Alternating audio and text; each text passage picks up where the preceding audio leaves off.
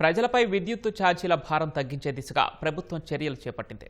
గత వైసీపీ ప్రభుత్వం ప్రజలపై మోపిన 4,400 రూపాయల ట్రూ అప్ ఛార్జీల భారాన్ని కూటమి ప్రభుత్వం భరించనుంది.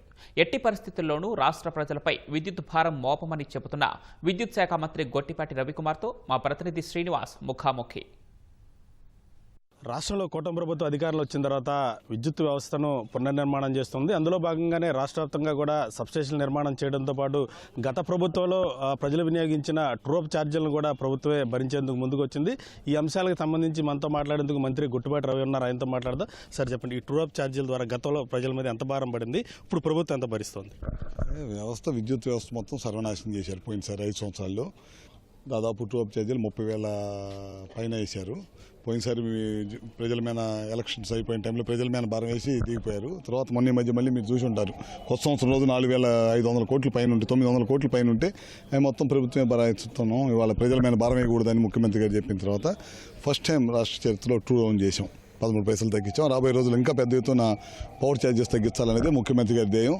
ఆ దశగా పనిచేస్తున్నాం. దాంట్లో సూర్య గారు తీసుకొచ్చాము, పిఎం కుసుమ్ వాడుతున్నాం. ఇప్పుడు చాలా పెద్ద ఎత్తున ఇందా చెప్పాను మన మీటింగ్లో, ఎనర్జీ అసిస్టెంట్స్ గ్రామాల్లో పనిచేస్తుంటే వాళ్ళందరినీ మా డిపార్ట్మెంట్లోకి 7,000 మంది పైన మెడ్ చేసుకున్నాం. ఎందుకంటే కింద గ్రౌండ్ లెవెల్లో స్ట్రాంగ్గా పనిచేయాలనేది. ఎందుకంటే నిత్యం పవర్ అనేది అందరికి కూడా అవసరం. అందుకని చాలా పెద్ద ఎత్తున సబ్స్టేషన్స్ నిర్మాణం చేస్తున్నాం. 33/11 kV సబ్స్టేషన్స్ ఇప్పటికే 3 డిస్కమ్స్ పరిధిలో దాదాపు 200 సబ్స్టేషన్ శాంక్షన్ ఇచ్చాం.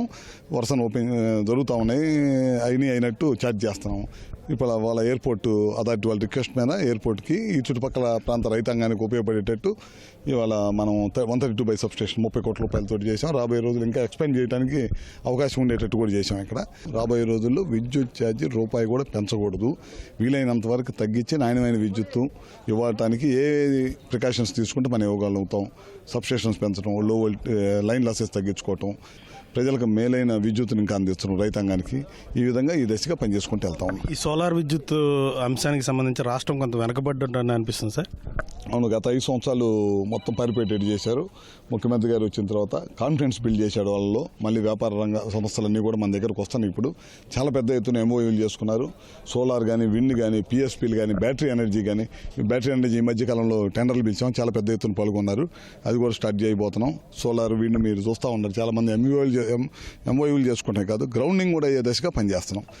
ఎస్సీ ఎస్టీలకి అయితే ఉచితంగా 100% ఉచితంగా వాళ్ళ ఇళ్ల మీద పెట్టే కార్యక్రమం చేస్తున్నాం. అది కూడా ఈ మంత్లో స్టార్ట్ అవుతుంది. అన్ని కార్యక్రమాలు తీసుకున్నాం. కేంద్ర ప్రభుత్వం ఇచ్చే ప్రతి కార్యక్రమాన్ని కూడా మేము ఉపయోగించుకుంటా ఉన్నాం. గత ప్రభుత్వం వీటన్నిటిని కూడా వదిలేసింది. సోలార్ దాని మీద ఎమ్మెల్యే లీడ్ తీసుకోవాలని చెప్తున్నారు. అట్లాగే ప్రజలకు కూడా అవగాహన కార్యక్రమాలు నిర్వహిస్తే ఇంకొంత ఇంపాక్ట్ ఉంటుందేమో. చాలా పెద్ద ఎత్తున అవగాహన కార్యక్రమాలు నిర్వహిస్తున్నాము. ఊరికి 10 మందిని పెట్టించమని అంటున్నా. ఎప్పుడు కూడా మనం ఎక్కువ చెప్పడం కంటే ఒక 10 ఇళ్ళకి 15 ఇళ్ళకి ఊరికి చేసి చూపిస్తే వాళ్ళకి దాంట్లో వచ్చిన ఇంపాక్ట్ బట్టి మిగతా వాళ్ళు కూడా మేము కూడా పెట్టుకోవాలంటారు. కేంద్ర ప్రభుత్వం కూడా చాలా పెద్ద ఎత్తున సహాయం చేస్తుంది. 78,000 ఇస్తుంది. రాష్ట్ర ప్రభుత్వం 78 కాక ఇంకో 20,000 బీసీల కోసం చేస్తున్నాం. ఎస్సీ ఎస్టీలకి అయితే 100% ఫ్రీగా ఇస్తా ఉన్నాం.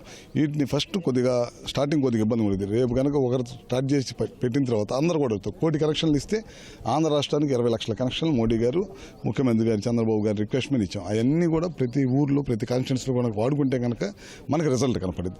ఆ దశగా చాలా ఎక్కువ పబ్లిసిటీ చేస్తున్నాం. కలెక్టర్లని, ఎస్సీలని, ప్రజాప్రతినిధులని అందరిని కలిపి అవగాహన కార్యక్రమాలు పెట్టిస్తున్నాం.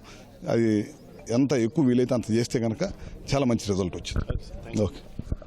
రాష్ట్ర వ్యాప్తంగా కూడా ఏదైతే విద్యుత్ రంగంలో నెలకొన్న సమస్యలను పరిష్కరించడంతో పాటు ఆ విద్యుత్ రంగ అభివృద్ధికి శక్తివంచం లేకుండా కృషి చేస్తున్నామో, అలాగే ఏదైతే ఈ సోలార్ విద్యుత్ ఏర్పాటు ఉందో దీనికి సంబంధించి ఎమ్మెల్యేలను లీడ్ తీసుకోవాలని చెప్పడం జరిగింది. అలాగే ప్రజలకు కూడా అవగాహన కల్పించే ఇలాగ చర్యలు తీసుకుంటామంటూ కూడా మంత్రి గొట్టిపాటి రవి చెప్తున్నారు. కెమెరామెన్ శేషితో శ్రీనివాస్, ఈటీవీ న్యూస్, కృష్ణా జిల్లా.